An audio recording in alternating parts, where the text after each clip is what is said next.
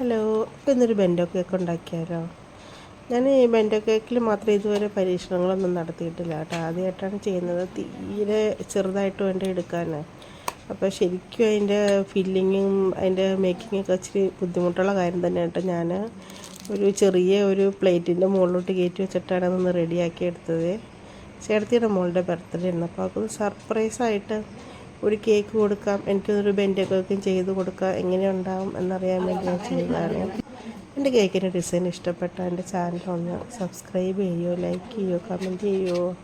പിന്നെ പിള്ളേരെല്ലാം കൂടി ചെറുതായിട്ടൊന്ന് കേക്ക് മുറിച്ച് ആഘോഷിച്ച് കണ്ടു നോക്കൂ. तेरे गालों पे बिखरी है जुल्फे बनके बादल, तेरे आंखों पे दे रही है पैरा काली